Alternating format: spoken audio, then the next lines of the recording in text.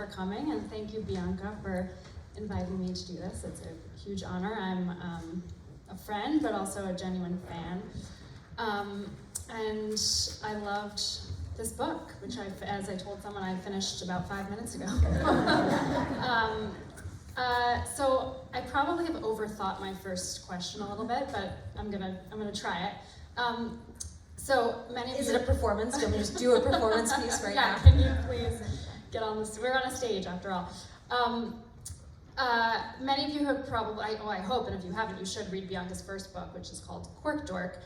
And there are a lot of similarities between the two, and I was thinking about that. So Cork Dork was Bianca's deep dive into the wine world, and Get the Picture is her deep dive into the art world. And I was thinking about how both of those worlds are pretty exclusive, and it seems like part of your project in both cases was to kind of get past what we call today gatekeeping, and make these kind of closed off worlds accessible to anyone. And so I was wondering, was that a super conscious decision on your part, or are these just two topics that caught your interest, or both? Yeah, I mean, I think, well, so I want to say, first of all, thank you all so much for being here. It's, just so exciting. Writing is, especially towards, the reporting process is a very social process, but the writing process becomes a very solitary process.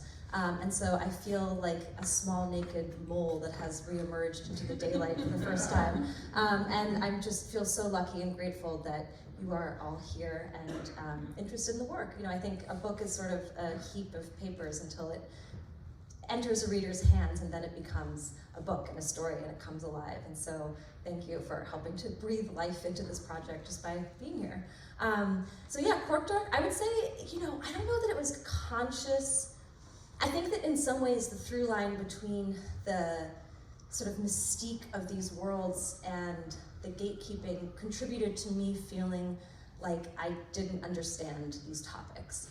And by contrast, that there was this group of people for whom wine and art,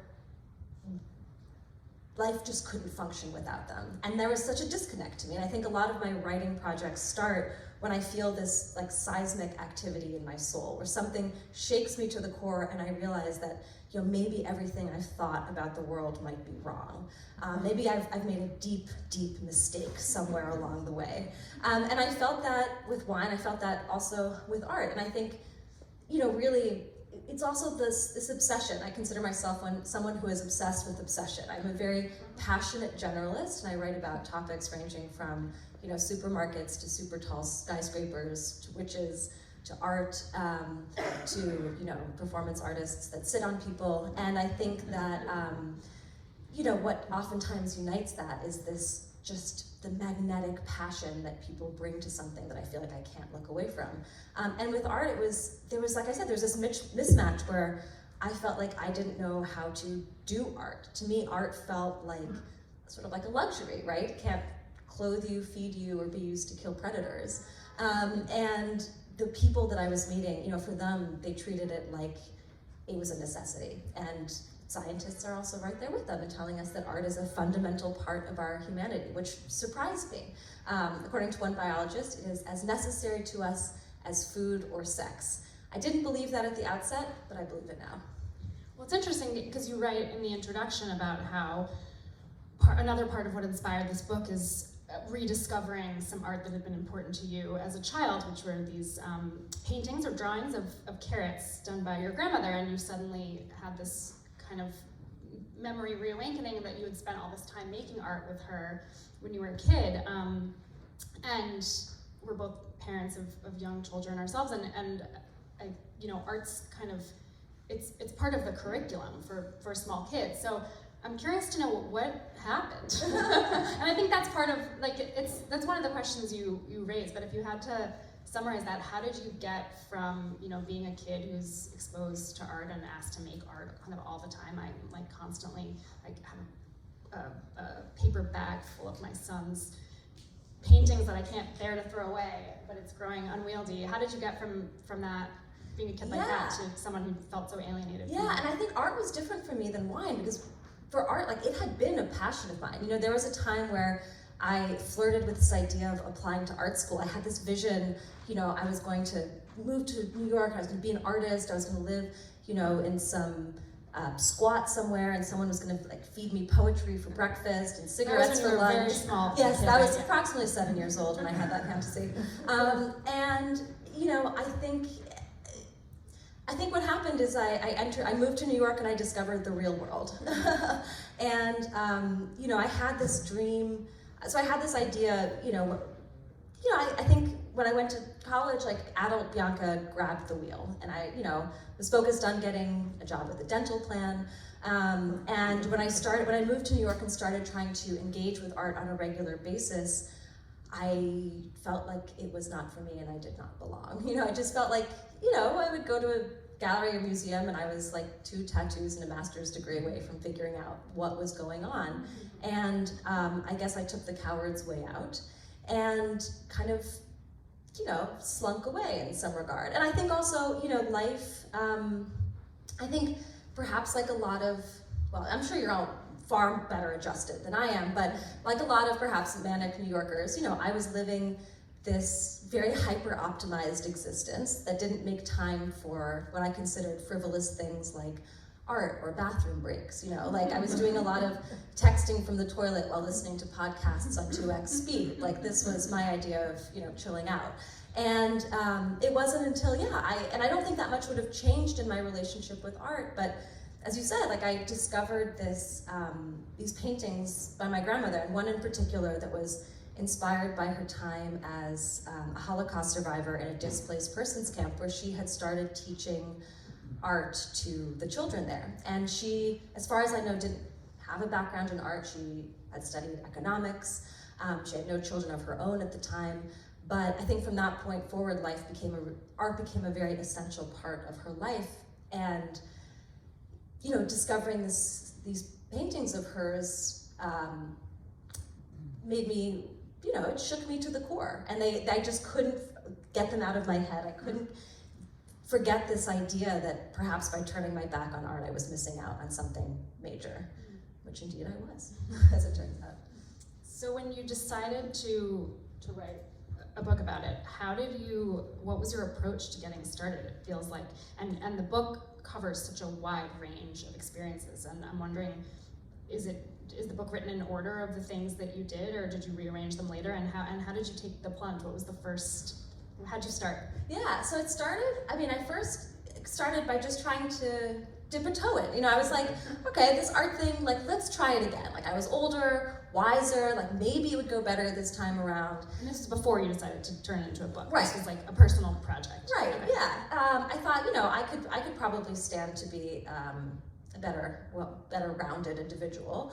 And also, I was curious and intrigued by what I was missing. And I have to be honest, in a lot of my forays to galleries and museums, the art was oftentimes to me barely recognizable as art. It still left me very befuddled, but the people fascinated me. And that's often where a lot of my writing starts. But, I never met a group of people that was willing to sacrifice so much for something of so little obvious practical value.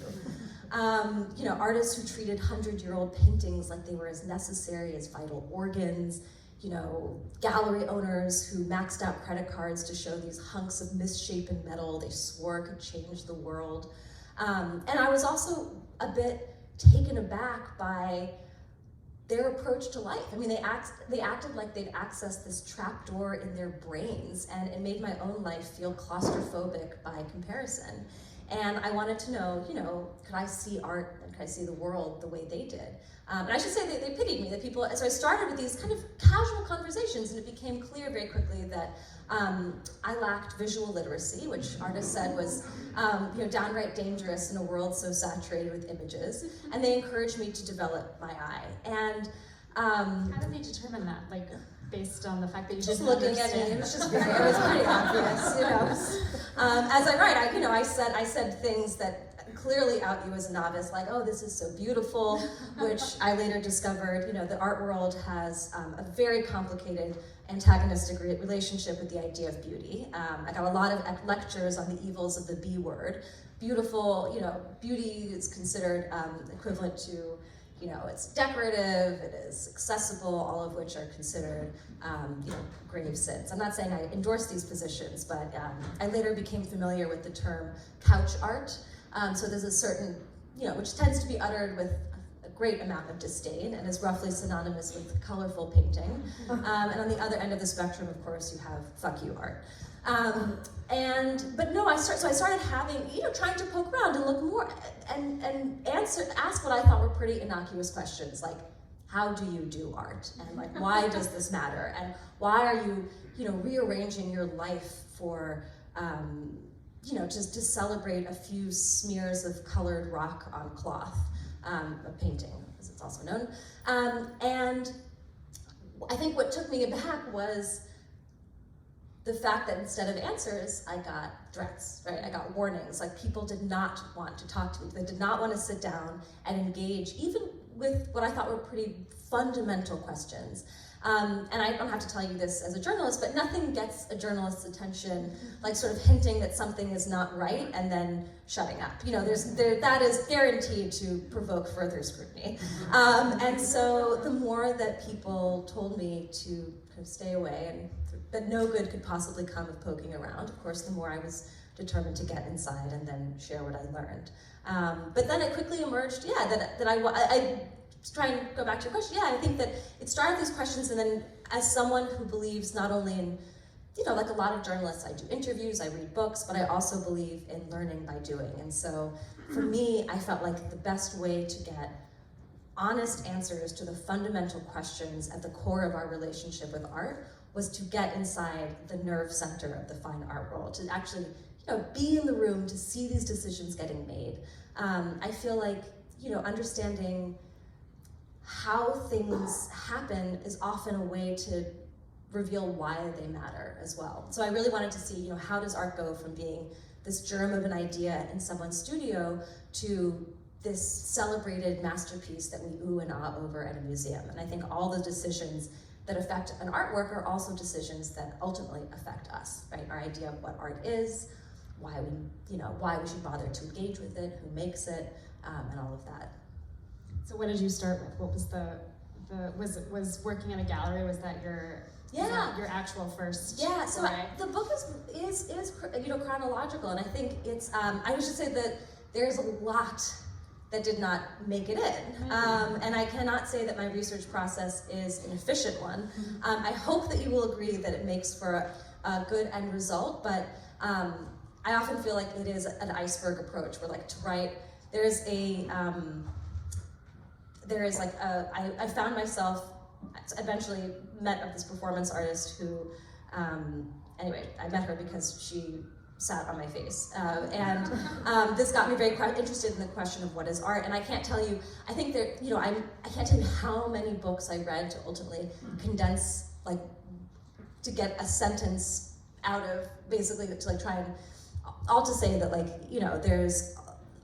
the book is chronological. I did start at a gallery, but there are a lot of experiences that fed into what you ultimately see there that you're not going to read about directly on the page. But yeah, I had this idea, to me a gallery was a great, so my goal specifically, and it was a pushy plan, was to try and get hired at a gallery. I wanted to work at a gallery, I wanted to see all the things happening.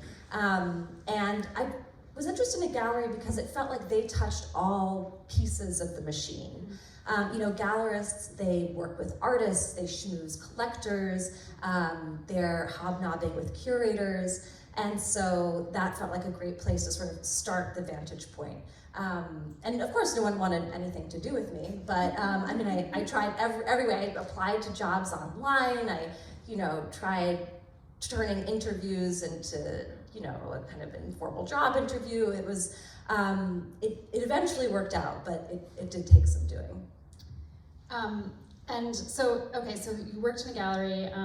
I guess the other thing I was going to say is that I think the appeal of a gallery was probably also that I feel like this book began, your kind of interrogation specifically began, was directed rather toward contemporary art, because I think that was especially alienating toward Yeah, I mean, I think that to me the book is not,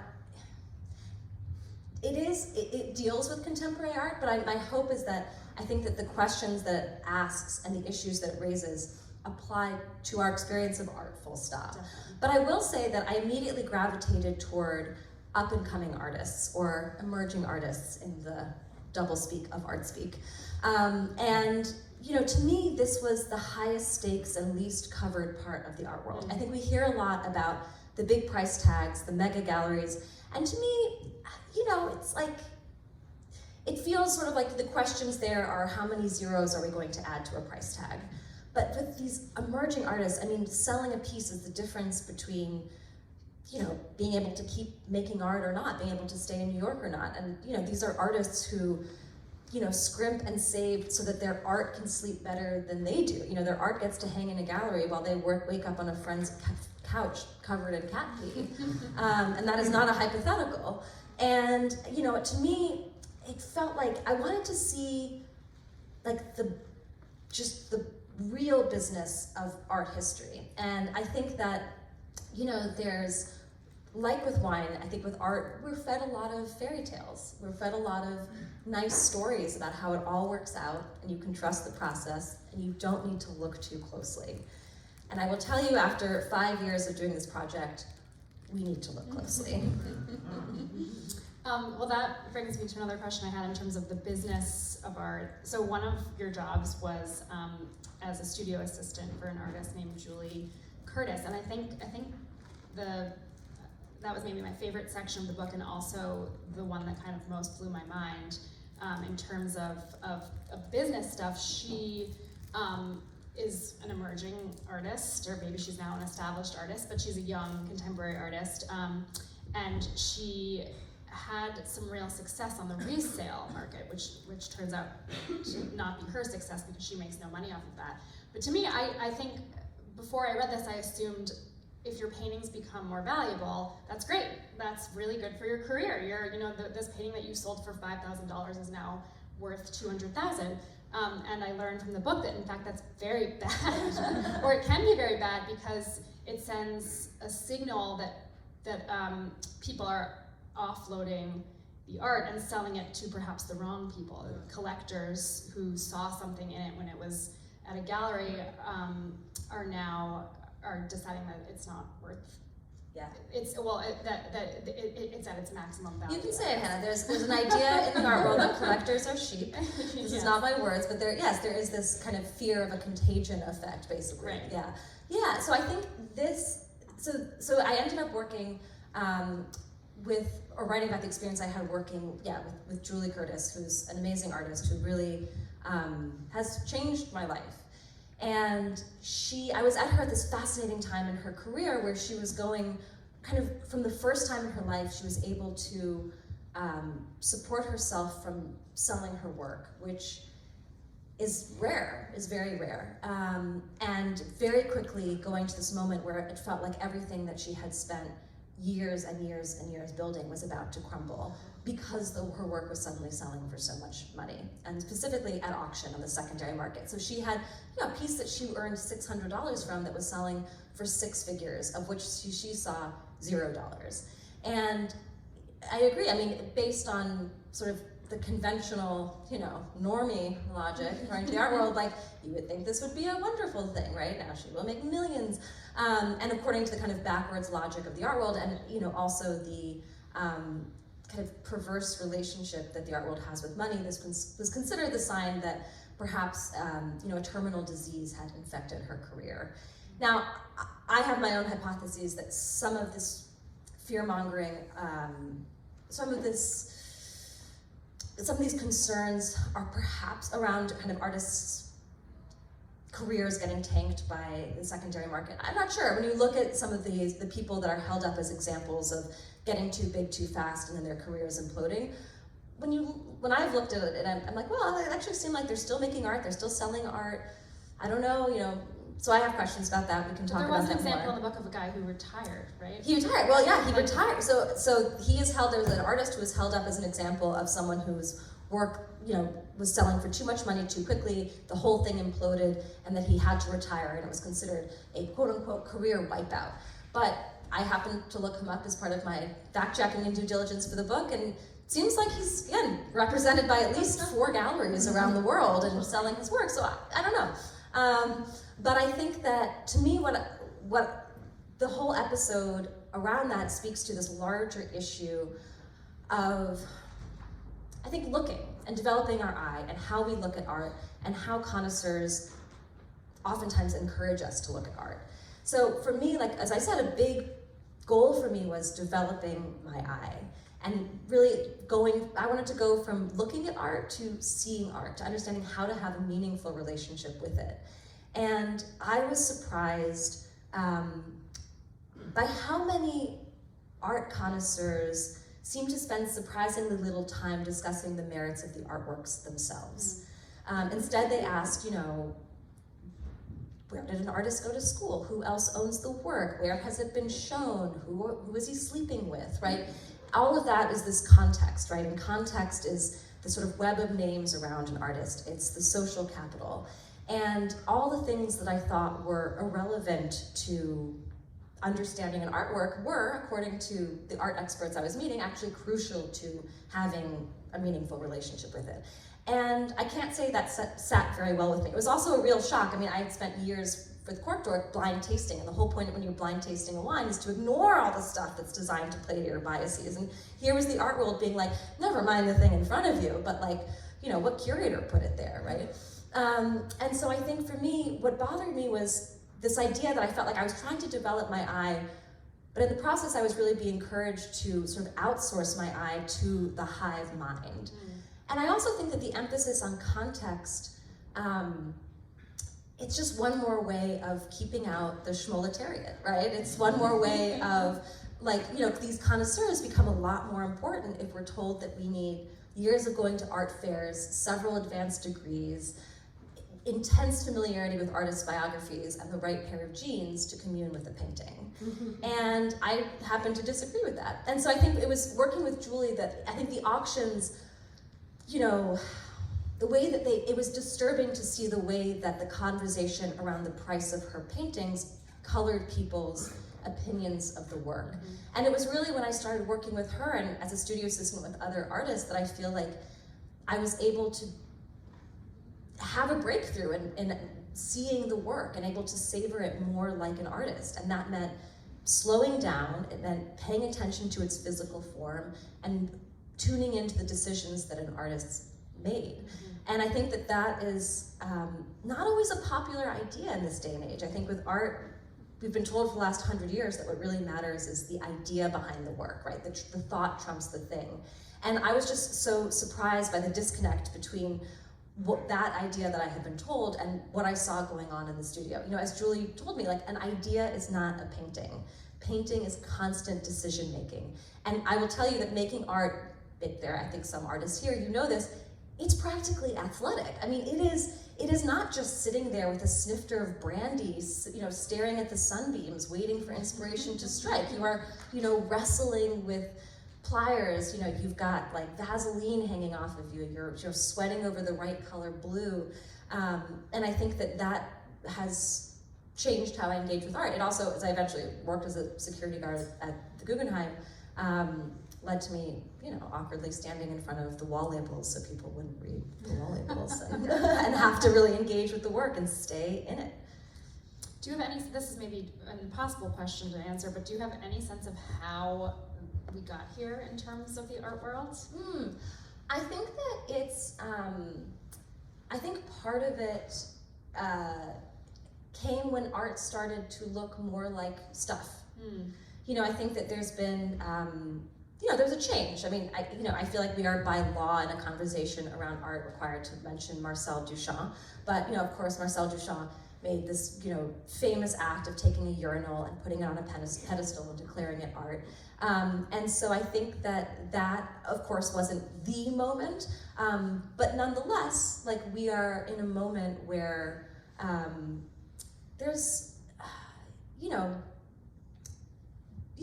there's art that you may not recognize it art, right, except for the fact that it's in a white cube, right? More, yeah. But yeah, I think it's, there's been all, conceptualists and different movements, but I don't know. I think there's also I think the art world has also long had a thorny, for the last couple hundred years, has had a thorny relationship with the general public. Yeah. Or as one of my bosses referred to it, Joe Schmoes. And that really, like, you got hooked on that. The Schmoes. The word schmo appears many times in the book. But yeah, no, there was because there was a juncture. I was fascinated to learn, maybe you all know this, I did not know this, but that what we now think of as art is really the product of this new definition that was proposed in the 1760s by status-conscious Europeans who basically said, whoa, we're going to separate. Some of this stuff is going to be art, and it's going to be poetry and architecture and painting, but the rest of the stuff is craft, and all that kind of stuff.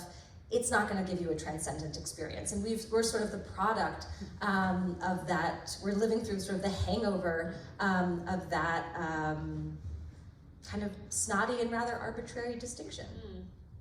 Yeah. That reminds me of another question I had, which is, art is hard to define, right? That's one of the themes of the book. And there's a whole section about performance art, and as you mentioned, someone sat on your face, a performance artist specifically sat on your face.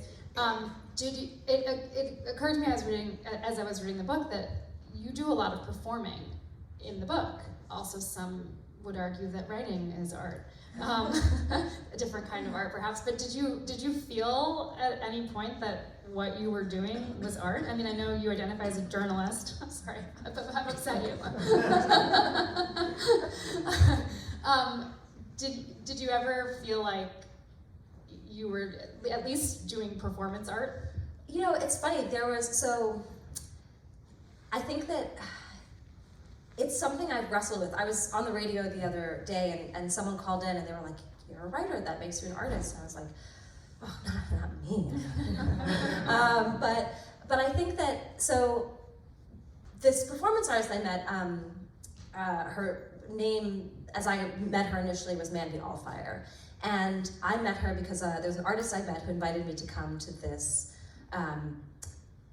opening, and all I knew about the opening was what I read in the press release, and it was about how this performance artist who had a very storied resume and had performed at some, BAM, like great venues around the city, was doing this piece where she had spent the last few years embodying an ass influencer on Instagram.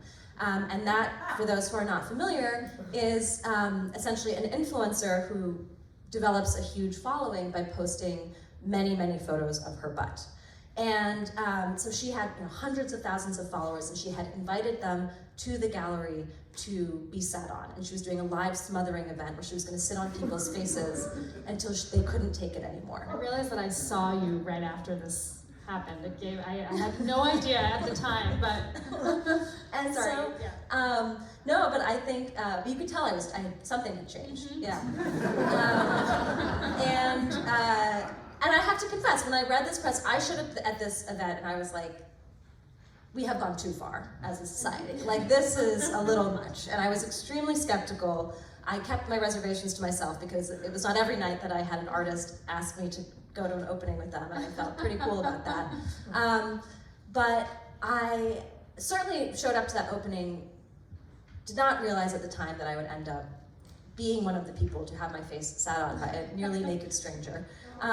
But her work, I think, it interested me in part because she was doing this own immersive process in her work. Like, her practice was also based on immersing herself in this world that she didn't understand, but wanted to understand,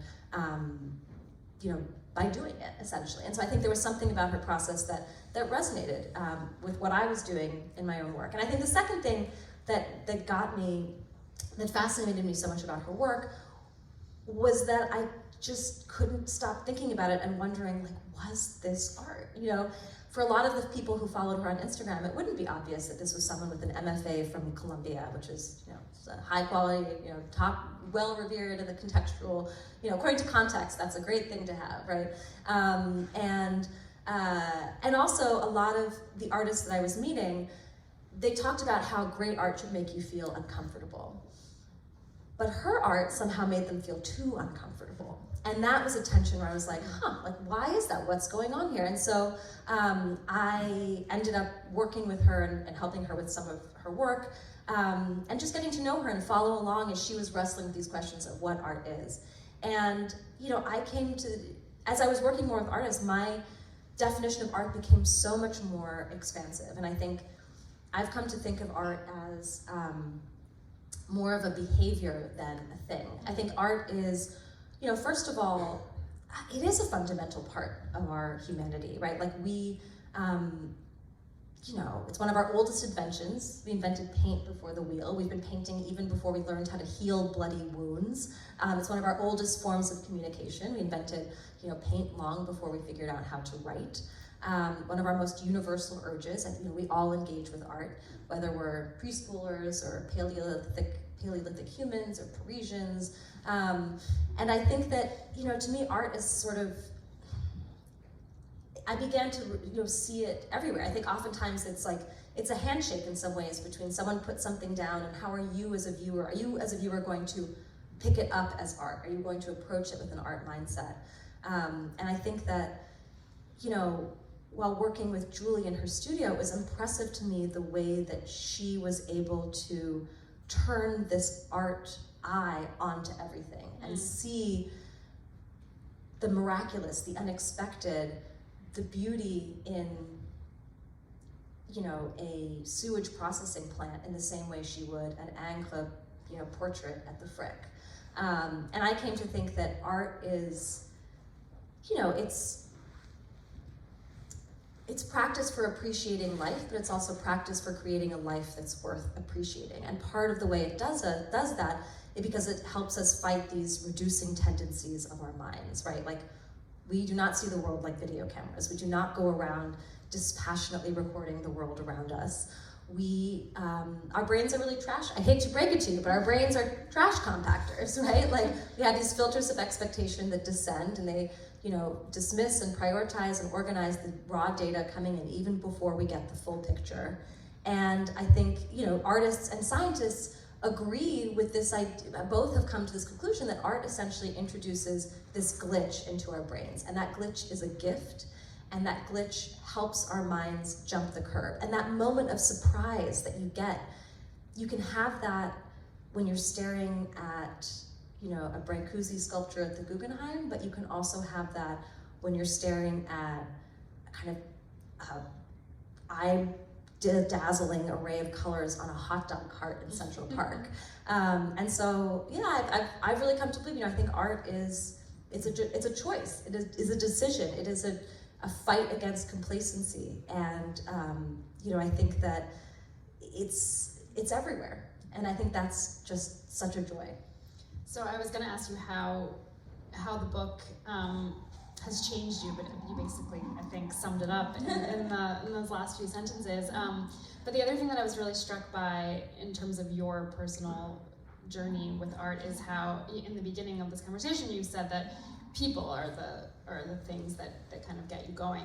And I think by the end of the book, you've started to, I know you have started to talk about artworks like they're people. Mm-hmm. And I love that. And I wonder if that's something that you're conscious of, that you have, and you use the word relationship, you know, having a relationship with a piece of art, but you were describing some of these pieces in the most vivid ways as if they were alive, and your relationship with them changed over time. It changed from a different angle.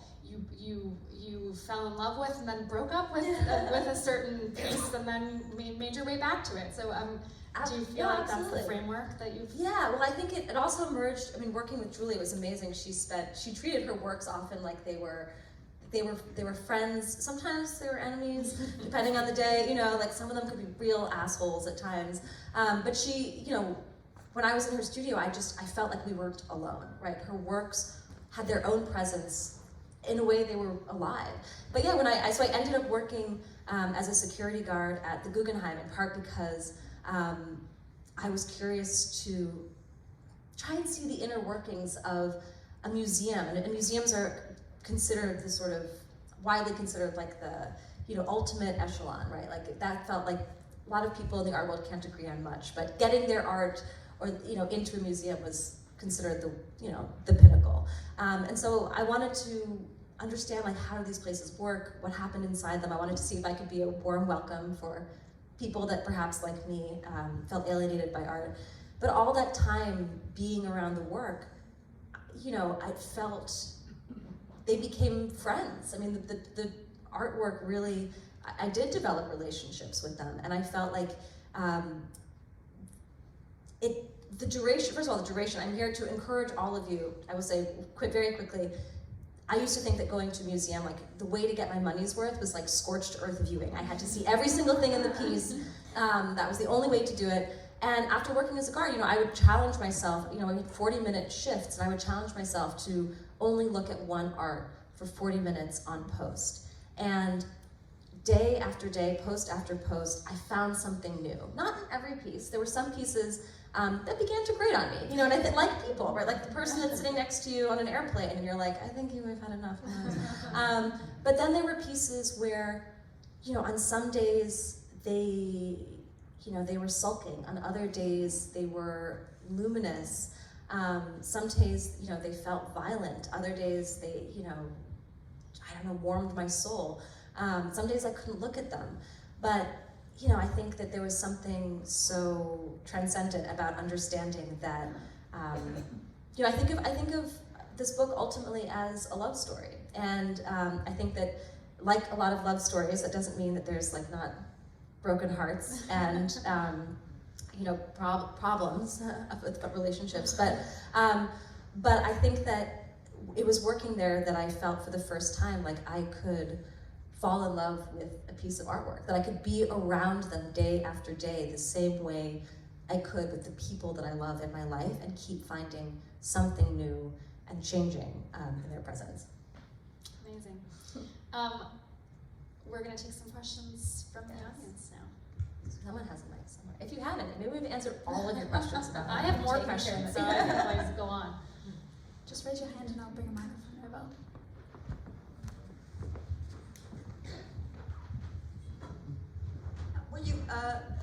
I'm an artist and a professor of art, so I'm a teacher type too.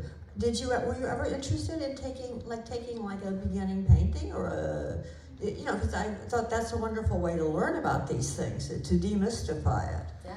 So did you ever do that, or how did that work? I actually did do that. Yeah, I picked up a paintbrush for the first time in many presidential administrations. I took a class not far from here at the SVA, and my results were, to quote my teacher, painful to look at.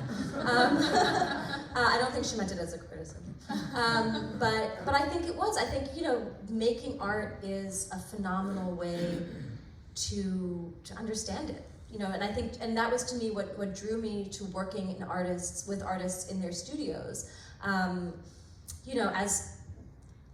think Julie put it this way as well. She's like, making art helps you understand it in your body, and it takes away some of the mystery, but it also makes it that much more incredible. I mean, that for me, working in artist studios made me realize how kind of delicate and fragile the process of creation is. I think that, I was often so frustrated by going to galleries and museums, because I think what we see it felt to me like the Immaculate Conception. It was just like, it was here, it has arrived, it has always lived in this spotless white room with intense lighting, and nothing generally about the press release or the wall text gives you any clues to how it's come there, right? It's all spatial, non-spatial, liminal, indexical, and I think that certainly, I would encourage everyone to, read the book and then pick up a paintbrush, or read the, either way, whatever you want to do, or not, or make sculptures, do or any kind of making art. But yeah, certainly.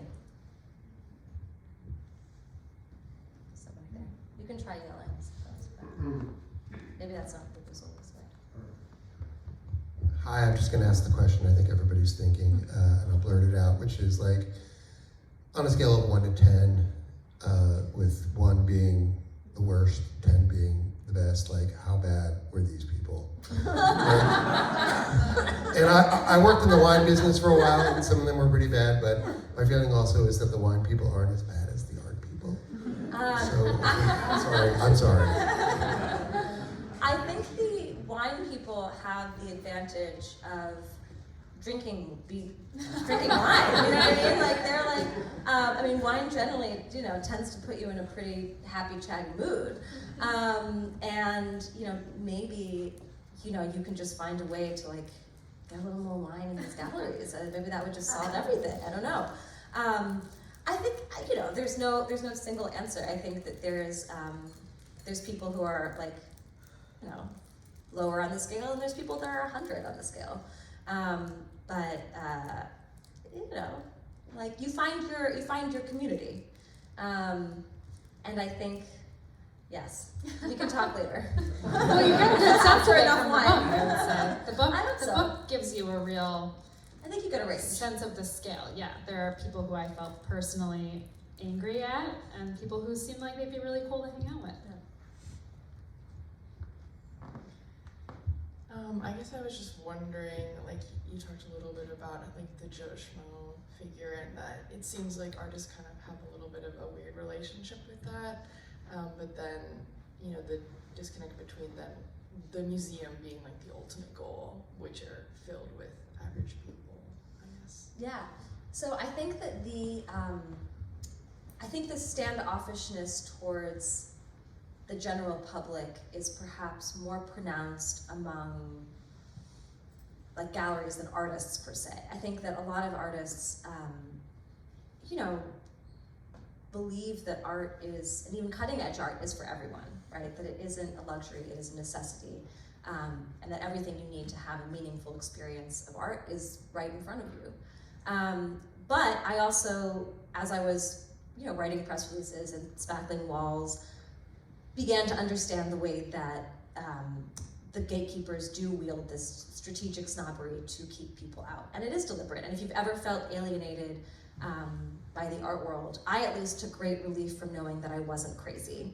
That in fact, that whether it was hiding galleries on second floors, or speaking in the made-up language of art speak, or refusing to sell you things even though they are for sale because you did not have the right context as a human shopper buyer.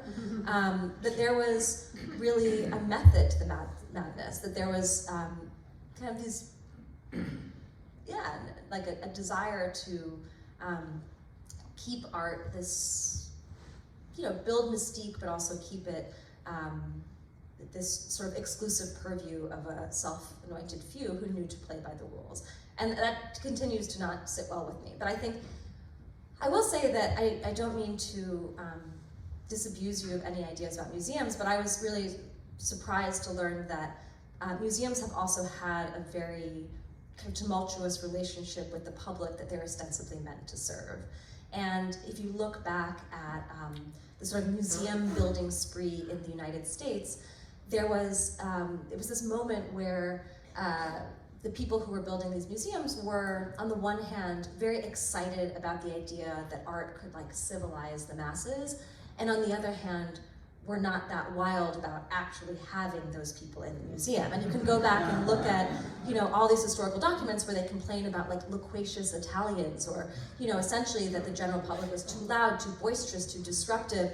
And they fixed that by really launching this strategic kind of manners campaign, where in the Met's case, they descended full force on the museum to teach people the quote unquote correct way to behave around the art. And I'm not saying that as a guard, or as a museum goer, I miss the days where people were like shooting snot rockets in museums, which was a problem.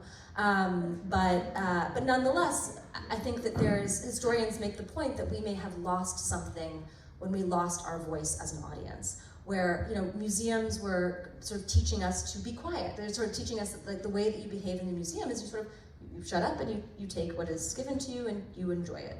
And there is also, a way in which, anyway, the sort of the way that these places have been run has oftentimes been in a way that continues to like concentrate power in the hands of gatekeepers and does not always make them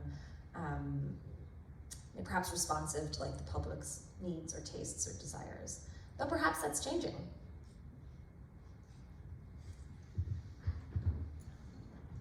Hi, you sort of mastered the art of speaking so eloquently and writing so eloquently about topics that you're not necessarily trained in, from wine to art. I'm just curious what you think is next. What's the next topic you plan to dig your teeth in? I'm open for suggestions. We can all do like a workshop after this if you would like. Yeah, I wish I knew. This book has been a huge part of my life for, going on 6 years, and it's a very, I don't know. And I think that I will say, like, people often, ask me, they're like, so you're gonna move on to the next thing. And to me, like, a book is sort of like a child. Like, just because you have another one doesn't mean you stop raising the other one. Like wine continues to be a huge passion of mine. Art, like, I feel, and I felt this acutely during the pandemic when it was very difficult to see art. Like, it has become something that I crave on a physical level. And so I don't think, I don't know what the next project is, but I have no doubt that like these journeys and these books and these people are going to continue to be a huge part of myself as a writer, but also as a human being.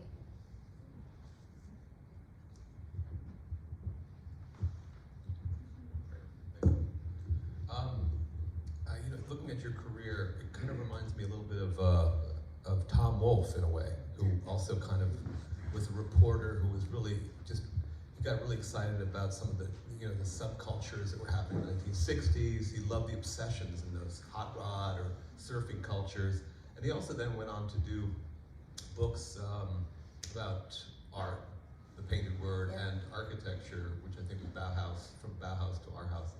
And so, in a way, your approach to things reminds me a lot of his. You love the obsessions, you're kind of celebrating America and all its diversity in a way. But then you also Is someone taking notes that we can post this on a review somewhere later?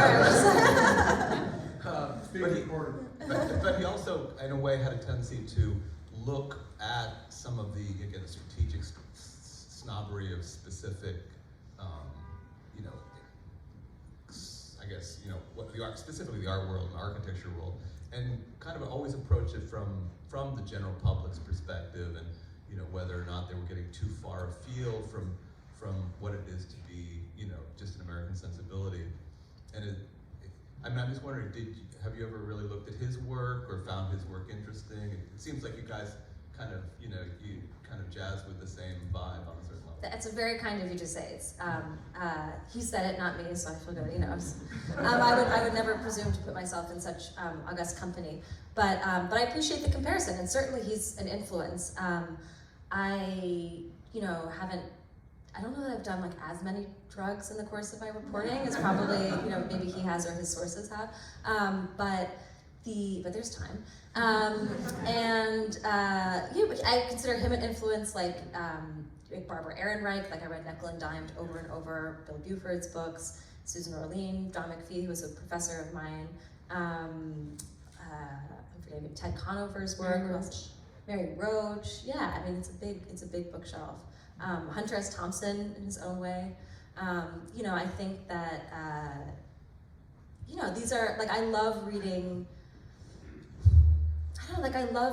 nonfiction that just like puts you there and like takes you on an adventure. And I hope that like not all of us get to abandon our lives and our loved ones to, go spackle walls in a gallery in Brooklyn until midnight, 4 days a week. But my hope is that like all of you get to do that because you get to read the book and you get to feel like that and you get to be there and like, understand, not just understand this world, but also like have an adventure yourself. That's my goal anyway. We have time for one more question.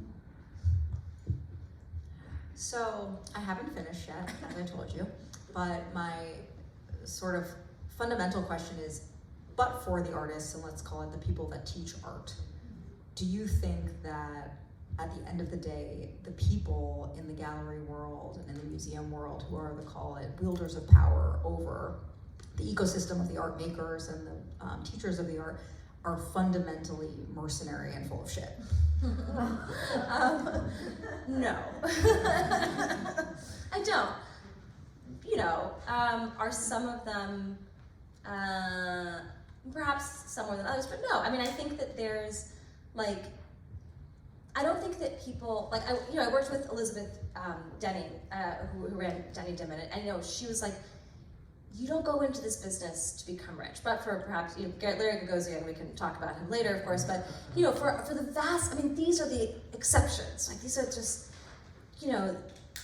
they color our perception of the art world, but, the vast majority of gallerists don't live like that, right? Like, that's not how it's working. Like, they are, like, they are juggling a lot of credit card debt, right? Like, they got a lot of credit cards going. They're stressing out over how they're gonna, pay rent, pay health insurance. I mean, and they're doing it because they believe, because they love it, because, these works wouldn't get shown if they didn't put them on the walls. And there's something really, I think that, galleries can be really intimidating, but there is something really amazing about the idea that people are putting on free shows all the time, every day. You can go, and maybe you have to, I think, perhaps we can talk about how they can become more approachable, but, they are out there and they are there and they are a resource for us. And a lot of that work, it's hard. Like last night, in celebration of the book, I did a small show of work by some of the artists whose work is in the book.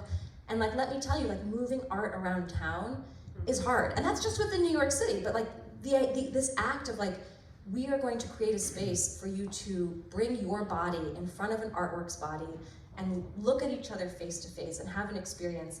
That's not easy, but it is rewarding. And so I think that the level of commitment and sacrifice, it is worth it. And I also think,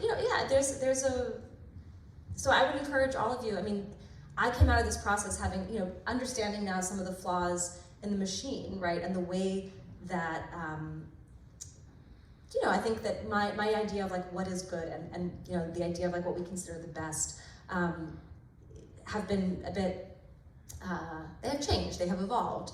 And I am a little bit more skeptical now of the things that I see elevated to the canons of art history, because I've seen how exactly that happens.